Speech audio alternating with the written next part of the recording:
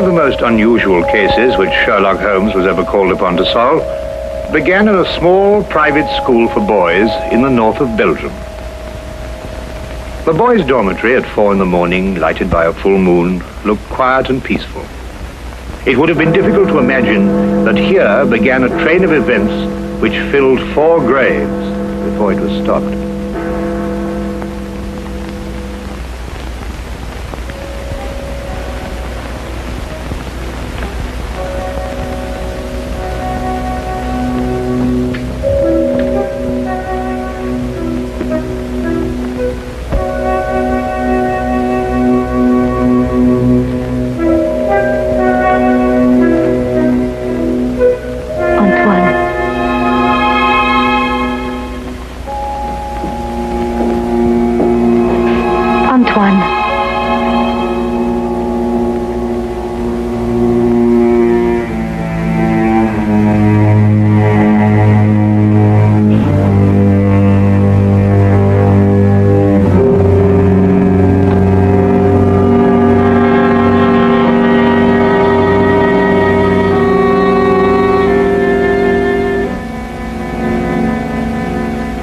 Gone out. Didn't you try to stop him? I called his name. Either he did not hear or pretended not to. I was afraid to startle him.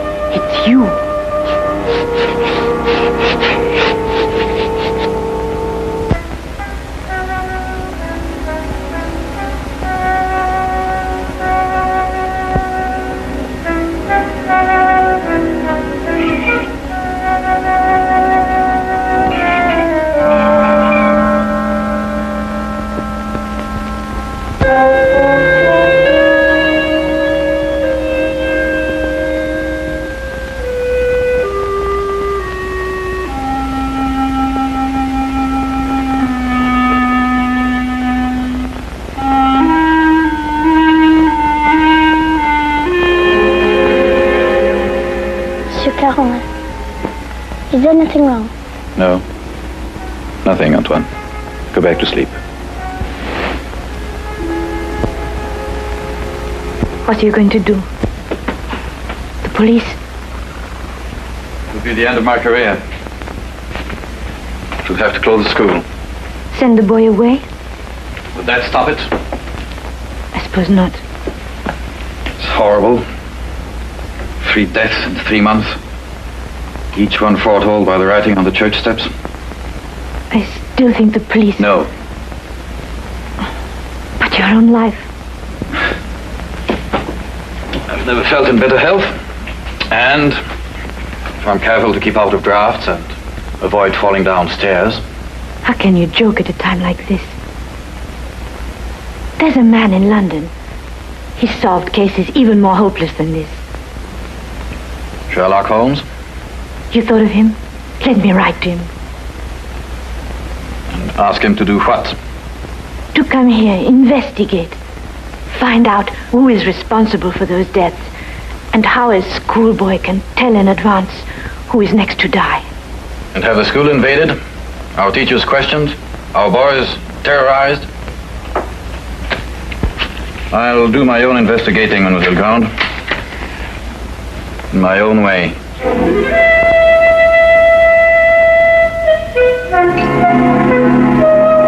Some weeks later, a letter arrived at Baker Street. Holmes read it over once to himself and then aloud to me. Dear sir, it will be a source of eternal regret to me that I allowed myself to be dissuaded from writing to you sooner, Mr. Holmes. Now Mr. Carolan is dead of natural causes, the doctor says, though I am not sure he isn't mistaken.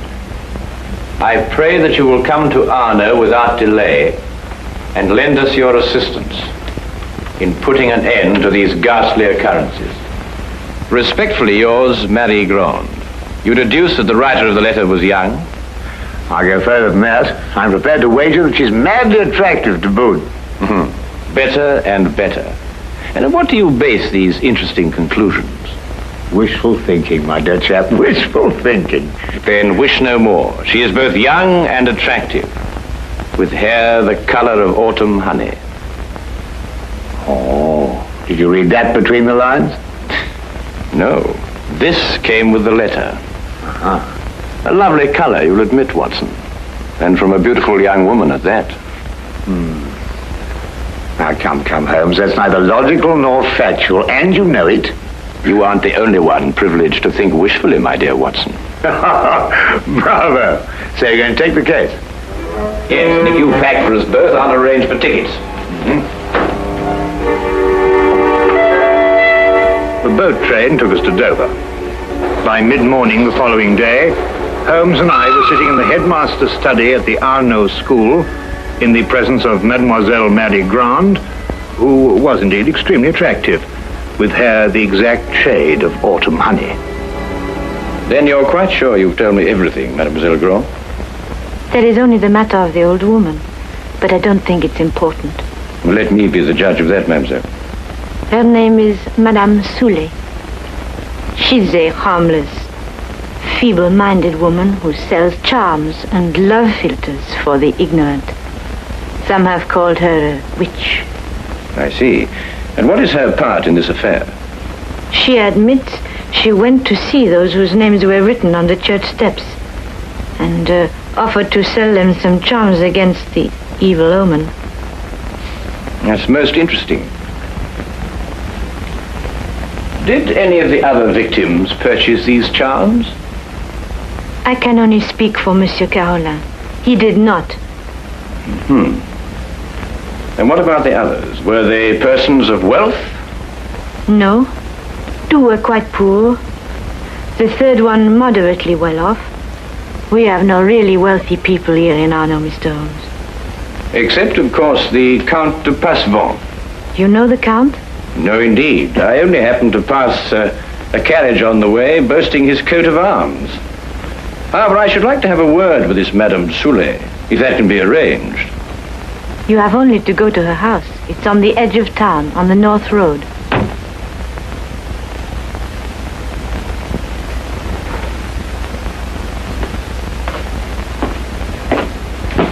Monsieur Manelli, this is Monsieur Holmes and his friend Dr. Watson. Monsieur Manelli, our new headmaster. How do you do? How do you do? Now that you're here, Mr. Holmes, we have hopes at last of getting to the bottom of this terrible affair. Thank you, sir. I can only hope to do my best. Mademoiselle Grande has given you all the facts? All the facts at her command. Perhaps you can supply some additional ones. I am sorry, no. Mademoiselle Grande was the favorite member of the faculty here. She had Monsieur Carolan's confidence, not I. I see. And now that I've had the honor of meeting you gentlemen, I hope you will forgive me if I go to meet my class. But certainly. By the way, mademoiselle, Dr. Dimanche is waiting in the vestibule. Did you send for him? Yes, I did. I'll go and fetch him. I'll be back directly.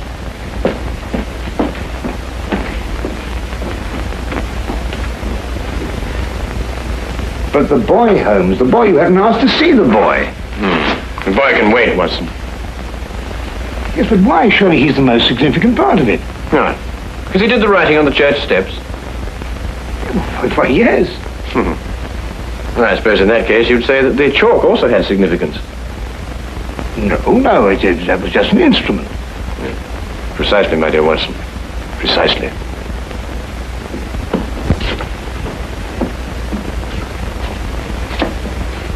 Mr. Holmes, this is Dr. Dimanche. Mr. Holmes and Dr. Watson. Delighted. How do you do, Doctor? Always happy to meet a colleague. Thank you, so am I. I hope I haven't kept you waiting. I came as soon as I got Mademoiselle's message. Won't you sit down? Thank you. Mademoiselle Grant tells me that you're the physician who attended Monsieur Carolan shortly before he died. Yes. My last examination of him gave me no hint of what was coming. I see, and yet you're positive he died of natural causes. There's no doubt about it. I believe 3 other persons died recently in Arno, shortly after their names appeared on the church steps. Did you attend them also? Arno is a small town. I'm fortunate or unfortunate enough to be the only doctor here. Previous to your present fortune, or misfortune, you practiced in Paris, I understand. I see Mademoiselle Grant has briefed you well. I told nothing of your past, Doctor. Then how do you know? Well, you dress with the flair of a Parisian. And if you've been living here any length of time, I should imagine you would have acquired a more homespun costume. I might have ordered these from Paris. On the income of a country physician. What do you think, Dr. Watson? Hardly likely, Holmes. Capital, Mr. Holmes. Your powers of deduction have not been overrated. But you didn't ask me here to discuss my clothes or my income. How can I help you? Dr. Dimanche, of what exactly did Monsieur Carolan die? Heart failure. Were you carried out a post-mortem? There's no need. The signs were obvious. I see. And you saw nothing suspicious, either in the case of Monsieur Carolan or of the other victims? Not one thing, Mr. Holmes. That's interesting. Perhaps you'd care to put forward a theory of your own as to the connection between the prophecies and the deaths. I have no theory. The explanation lies either in the most extraordinary combination of coincidences or in some sort of provision on the part of the boy, Antoine. Do you believe in prevision or telepathy? Years ago, my professor at Salpêtrière did suggest there might be something in it. For myself, I don't know. I neither affirm nor deny. Then I believe you can tell me nothing more for the present, Dr. Dimanche. Don't hesitate to call on me again. No, I must go back to my surgery. I may have a patient waiting. You never can tell. I'll be here early tomorrow afternoon for the monthly examination, mademoiselle.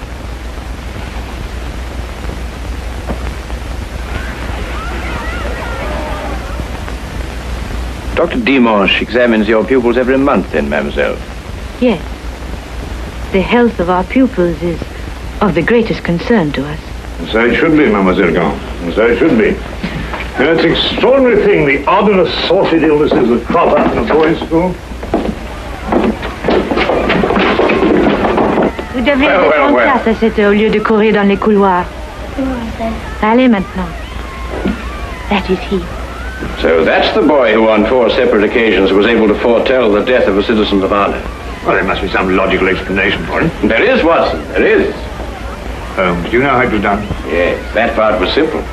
Our main difficulty will come when we try to prevent the 5th murder.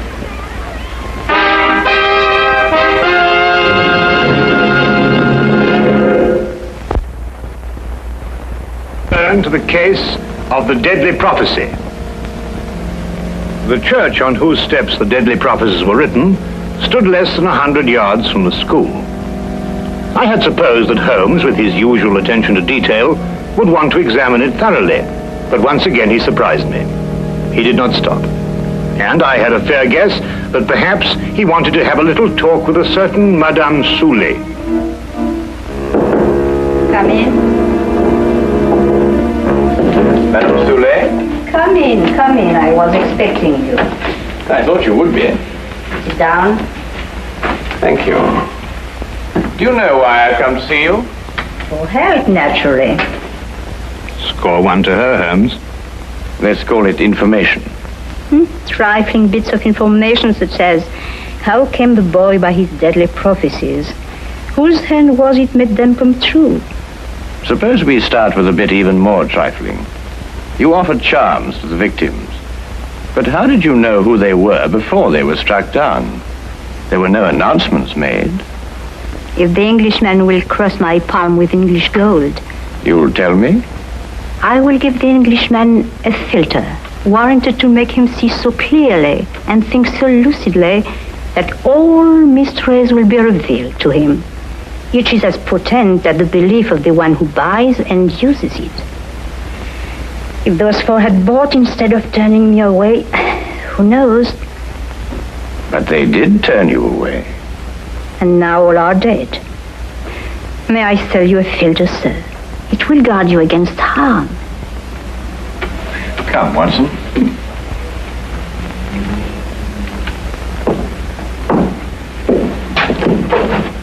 Good day, Madame Soulet. You are a wise man. You say little and listen well. Good day to you, sir.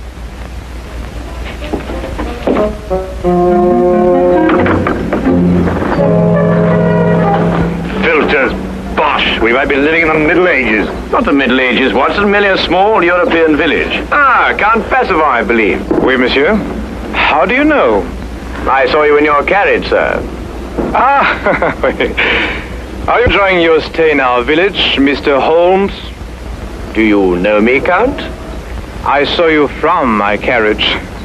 Ah, bravo, Count. As you say in France, touché. May I introduce my very good friend, Dr. Watson? Enchanté, docteur.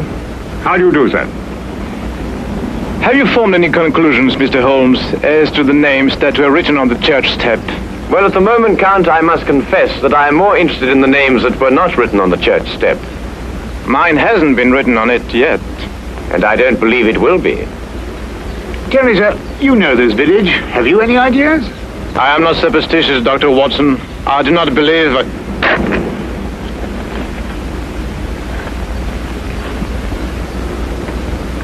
You're not superstitious, Count? Madame Soulet's filter at least can do no harm. Good day, monsieur. Good day. There were a few points about this case which Holmes thought could best be cleared up in Paris. He had asked me to go alone as the following night there would be a full moon, and he wanted to stay in Arno to be on hand just in case.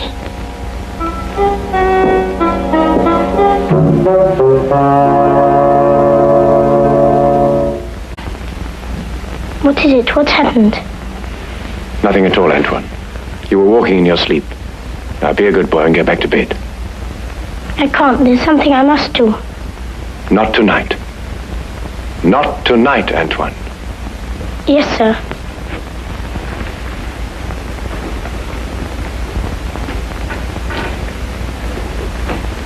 What does it mean? It means that nothing further will happen tonight. Sleep well, Mademoiselle Grand.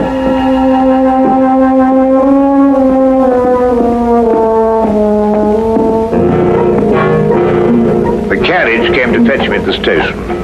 Later, I found Holmes at the school.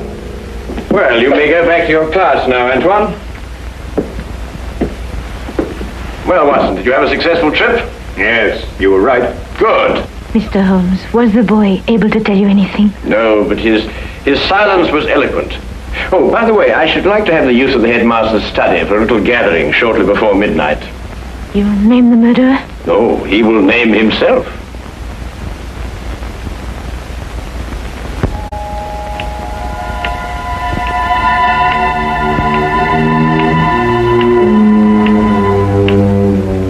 It's almost midnight, Mr. Holmes. Must we wait much longer? Good evening, Count. I think you all know Count Percival. Count, you met Dr. Watson in front of Madame Soulet's cottage. Would you be so good as to take that chair, Count? I expect you're all wondering why you've been invited here at such a late hour this evening. Well, we are concerned with the murder of Monsieur Carillon and of 3 other citizens of Arno before him. Mr. Holmes are sure they died natural death. I happen to believe that they were murdered. Now, the question is, with what motive? Profit? But these were ordinary people of modest means. The murderer could scarcely hope to enrich himself at the cost of their lives. Now, a thought occurred to me, and I decided to go and see Count Percival and ask him if his life had been threatened too. It has been. And this is the feature of the case that most intrigues me. Blackmail has often been the prelude to murder, but here, for the first time, murder became the prelude to blackmail. What was demanded of you, Count? 100,000 francs. And if you didn't pay? My name was next to appear on the church steps. So you see, extortion was the motive from the first. And to that end, an atmosphere of terror was built up by means of 4 successive murders. It would take a man of superhuman courage to resist.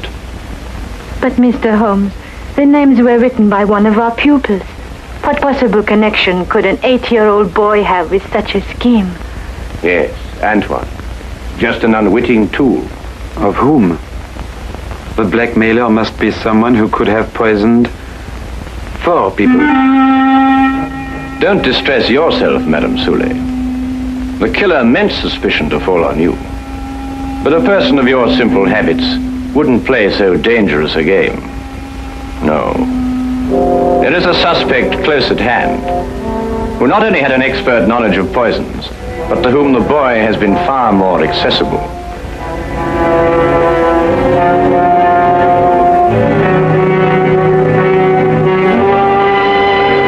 Accessible regularly once a month. This suspect was once a pupil of Dr. Charcot, who lectured on hypnotism at Salpêtrière Hospital in Paris.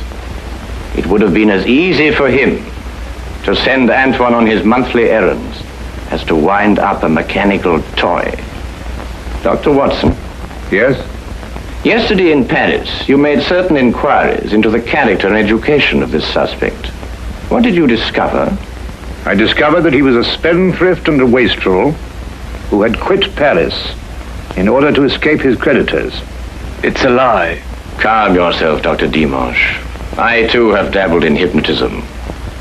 This morning, Antoine and I had a little talk. I suggested that he come down here at midnight and point out the person who instructed him to write on the church steps. The person he was instructed not to remember when out of the hypnotic trance. It lacks but 1 minute to 12 now.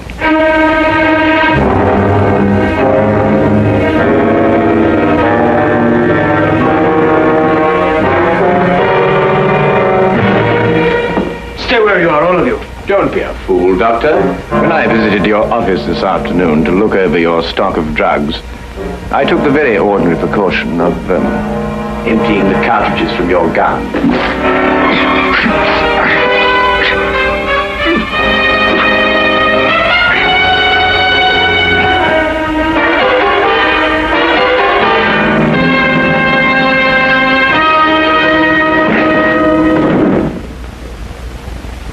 Should we wait for the boy to make the identification, Mr. Holmes? Mademoiselle, Mr. Holmes's deductions are always completely truthful and completely accurate.